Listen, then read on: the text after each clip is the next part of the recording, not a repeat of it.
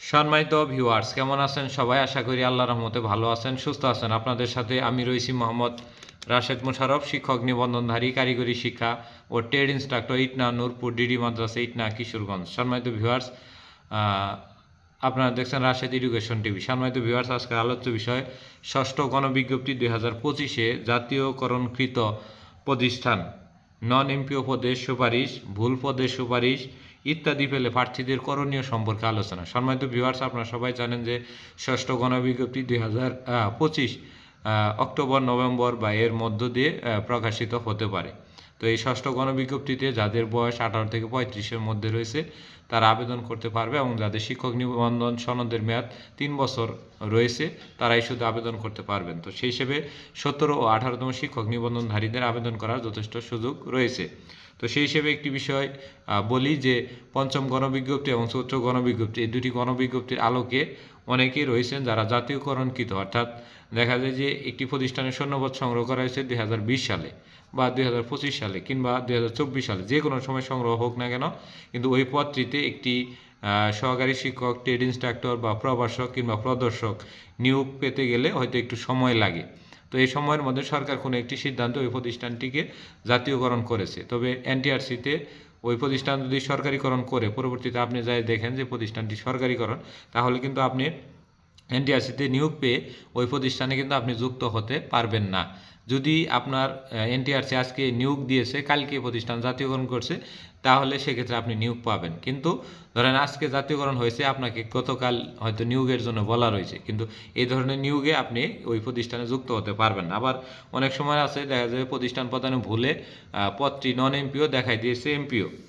আবার ভুল পদে সুপারিশ দেখা যায় যে ভুল পদে অনেক সময় আবার সুপারিশ দিয়ে দিয়েছে, যেমন আপনার এই পদটি বাংলা দেখায় দেওয়ানো হয়েছে ইংরেজি, বা ওই পদের সংখ্যাটা নাই, অর্থাৎ উনি পদার্থবিজ্ঞান বা জীববিজ্ঞান যে কোনো একটি বিষয় পান, উনি 2জন শিক্ষক এমপিও দেখাইছে, বা এই ধরনের অনেক সমস্যা রয়েছে, বা প্যাটার্ন জটিলতা রয়েছে, বা নারী কোঠাজনিত সমস্যা রয়েছে, যেহেতু ওই পদটা নারী কোঠা প্রাপ্য ছিল সেখানে আপনাকে হয়তো দেওয়া হয়েছে, দেখা যায় আপনি এমপিও করাতে পারছেন না। তো এই ধরনের অনেক সমস্যা হবে ষষ্ঠ গণবিজ্ঞপ্তি 2025-এ। এজন্য আপনাকে অবশ্যই ষষ্ঠ গণবিজ্ঞপ্তিতে আবেদনের পূর্বে প্রতিষ্ঠান প্রধানের সাথে অবশ্যই কথা বলতে হবে, এবং নিজ জেলা এবং নিজ বিভাগের মধ্যে হলে অবশ্যই নিজে গিয়ে প্রতিষ্ঠানে 1 দিন বা 2 দিন গিয়ে আশেপাশে এবং যারা শিক্ষক রয়েছেন একাধিক শিক্ষকের সাথে কথা বলে এবং অনলাইনে ওই প্রতিষ্ঠানের সকল তথ্য জেনে এবং ওই প্রতিষ্ঠানে কোনো ধরনের সমস্যা আছে কিনা এগুলো জেনে তারপরে কিন্তু আবেদন করতে হবে। না হলে আপনি এমপিওভুক্ত জটিলতা সহ নানাবিধ সমস্যায় পড়তে পারেন, যদিও আপনি বেশি নম্বরধারী হন তবুও। তো সেক্ষেত্রে আমি বলবো যে যাদের এই জাতীয় অঙ্কিত প্রতিষ্ঠানের সুপারিশ পাবেন, নন এমপিও পদের সুপারিশ পাবেন এবং ভুল পদের সুপারিশ পাবেন, তারা অবশ্যই ওই সকল প্রতিষ্ঠানে আর যুক্ত হতে পারবেন না। তো তাদের ক্ষেত্রে এনটিআরসিতে গিয়ে সরাসরি একটি লিখিত অভিযোগ দিতে হবে, এবং ওই লিখিত অভিযোগে একটি কপি আপনি হাতে রাখবেন, এবং লিখিত অভিযোগের সময় যে অভিযোগটি দিলেন সেটি অবশ্যই মোবাইলে ছবি তুলে রাখবেন, এবং সেক্ষেত্রে আপনি কোনো সাংবাদিক দ্বারা দু একটি নিউজও করাইতে পারেন, এবং নিউজের স্ক্রিনশটটা আপনি আপনার মতো করে রেখে দিতে পারেন। তো এটি দিলে আপনার এনটিআরসি আপনার বিষয়ে ভাববে, এবং ভাবার সাথে সাথে কী করতে হবে, আপনাকে 15 দিন বা 1 মাস পর পর এনটিআরসিতে গিয়ে যোগাযোগ করলে 6 মাস, 7 মাস বা দীর্ঘ 1 বছর কিংবা আরেকটি গণবিজ্ঞপ্তির আগে অনুরূপ আরেকটি প্রতিষ্ঠানে আপনাকে সুপারিশপ্রাপ্ত বা সুপারিশ পাওয়ার জন্য আপনাকে প্রাথমিক সুপারিশ করবে।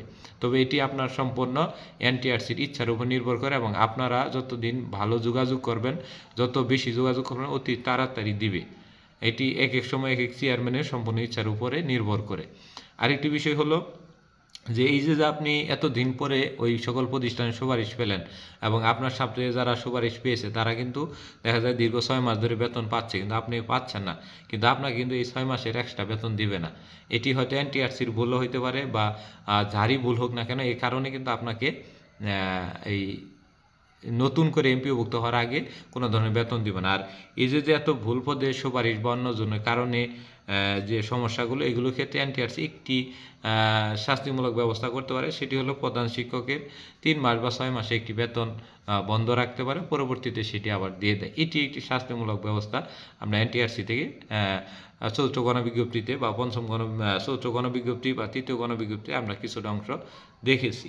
তো এই হলো আমাদের এই জাতীয়করণকৃত প্রতিষ্ঠান, নন এমপিও পদের সুপারিশ এবং ভুল পদের সুপারিশ, এগুলো পেলে এই সমস্যাগুলো হতে পারে। তো যাই হোক, এই ধরনের সমস্যা হলে অবশ্যই সাথে সাথে এনটিআরসিতে অভিহিত করবেন। যদি এনটিআরসি অতি দ্রুত কোনো ব্যবস্থা করে তবেই সম্ভব আরেকটি প্রতিষ্ঠান প্রতিস্থাপন।